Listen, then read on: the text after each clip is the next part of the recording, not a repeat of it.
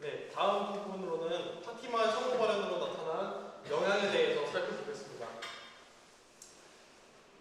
파티마의 성모 발현으로 인해서 티 없이 깨끗하신 성모 성심 기념일이 제정되었습니다. 성모 성심 공양은 17세기 프랑스 출신의 요한 웨드 성인에게서 비롯되었습니다. 이는 예수 성심을 공경하면서 자연스럽게 생겨난 것입니다.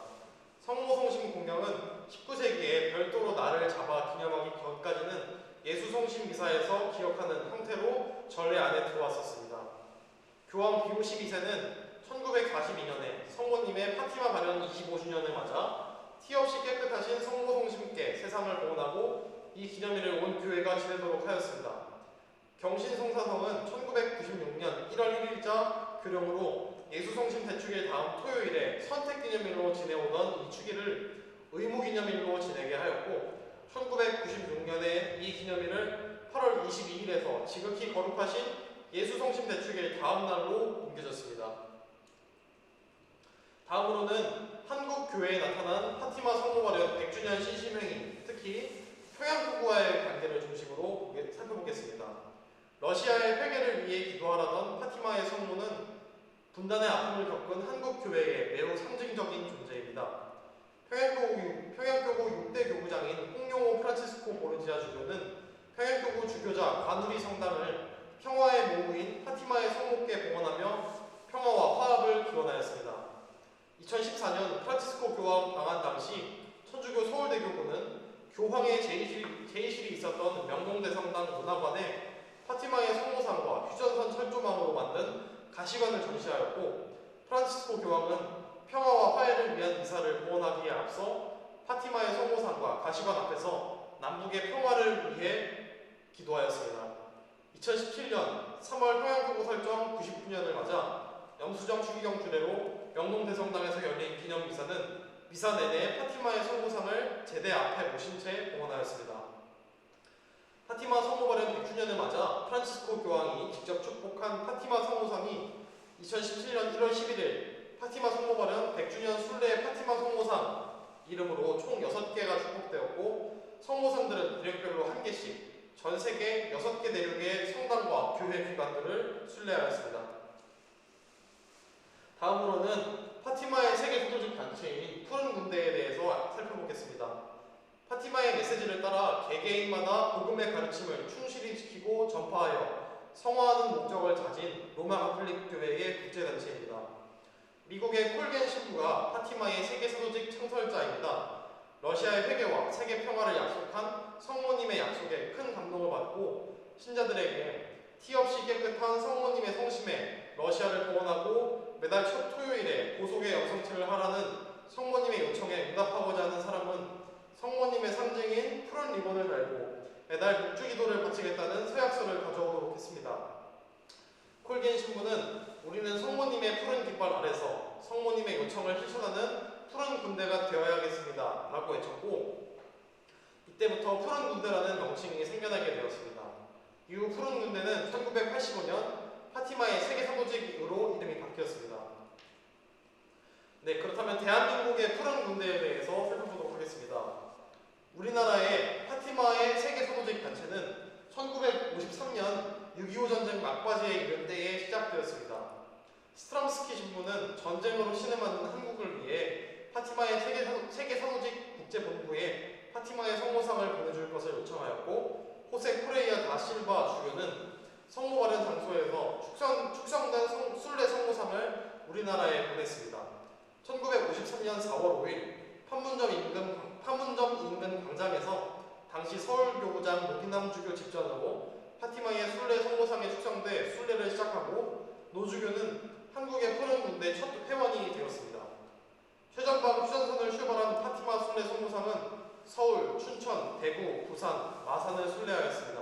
순례 도중인 7월 26일 휴전협정으로 6.25 전쟁은 중단되었고 군종 신부였던 스트럼스키 신부가 본국으로 귀국함으로써 파티마의 세계 사도직 활동은 잠시 멈추게 되었습니다. 이후 1964년 독일 출신 하 안토니오 몬시뇰로 인해서 활동이 재개되었습니다. 현재 한국 파티마의 세계 사도직은 기도로서 한반도 평화 정착을 꾀하고 있으며 2015년 5월 경기도 파주에 파티마 평화의 성당을 복원했습니다. 다음으로는 파티마 성모 발현에 대해서 지향해야 할 반응들에 대해서 살펴보겠습니다. 파티마의 성모 발현 이후 전 세계가 이 메시지에 집중하게 되었습니다. 대다수는 이 사적 계시를 올바르게 받아들였지만 일부는 이를 가십거리로 소비하거나 발언 자체에 매몰되는 모습을 보였습니다. 이제 그 일들을 소개하며 우리가 지향해야 할 성모 발현에 대한 태도에 관해서 설명하고자 합니다. 또한 일부 과학자들이 바라본 파티마 성모 발현에 대해 다루어 신앙이 없는 이들이 바라보는 성모 발현에 대해서도 살펴보겠습니다. 1981년 5월 2일 아일랜드의 에어링포스 항공사 소속 여객기에서 트라피스트 수도의 수사 출신이었던 로렌스 제이 다우니가 자신의 몸에 석유를 뿌렸습니다. 그는 여객기의 기술을 이란으로 돌리라고 협박하며 교황 요한 바오로 2세가 지금까지 봉인해온 파티마 제3의 예언, 아까 전에 설명드렸던 파티마 제3의 비밀을 말하는 것입니다. 이것을 일반에게 공개하지 않으면 분신을 하겠다고 협박하였습니다. 결국 다우니의 테러극은 착륙 10시간 만에 프랑스 특공대에 의해 진압되는 것으로 일단락되었습니다. 우리는 이 사건에서 파티마 성모 발현의 본질을 깨닫지 못하고 외적인 양상에만 치중하는 태도의 위험성을 확인할 수 있는데요. 또한 파티마 제3의 예언이 공개되었을 때 성모님의 발현과 예언을 마치 노스트라다무스의 예언처럼 단순 흥미거리로 소비하는 일부 사람들이 있었습니다. 이들의 태도는 성모 발현의 본질을 망각한 태도라고 할 수 있겠습니다. 파티마 성모 발현에 대한 일부 과학자들의 시선에 대해서 살펴보겠습니다. 파티마 성모 발현은 교황청에서 공식 인정한 사적 계시입니다. 그러나 이를 의심하는 일부 과학자들이 있었고 그들은 파티마 성모 발현이 거짓이라고 주장합니다. 그들 주장의 대략적인 내용은 다음과 같습니다.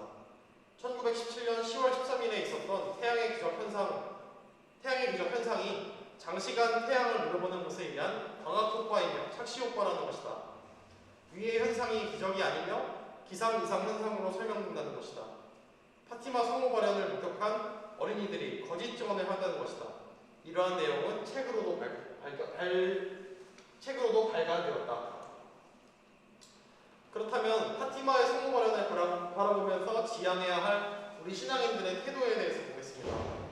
앞서 언급한 비행기 납치 사건을 통해서 그리스도교 신자들은 자신이 성모 발현을 어떠한 자세로 대하고 있는지 되돌아보아야 하겠습니다. 우리가 이 사건에서 배워야 할 것은 성모 발현은 엄연한 사적 계시라는 것입니다. 또한 이는 어떤 특정 개인만을 위한 계시가 아닌 하느님께서 사적 계시를 통해 개입하셔서 공적 계시의 내용을 더욱 깊게 이해하고 살아갈 수 있게 하기 위함이라는 것입니다. 또한 이러한 계시에 대하여 하느님께 문의한다든지 어떤 시련으로 계시를 받고 싶어 한다든지 하는 사람은 바보짓을 할 뿐만 아니라 하느님을 욕되게 하는 것입니다.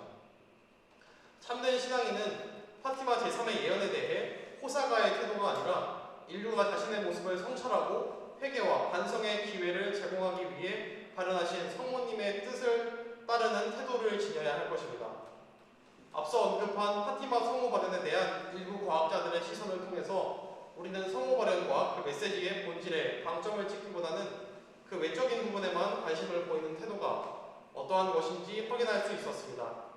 참된 신앙인이라면 성모님이 발현하신 이유와 메시지 그리고 이 모든 것을 공적 계시와 연관 지어야 한다는 사실을 잊지 말아야 할 것입니다.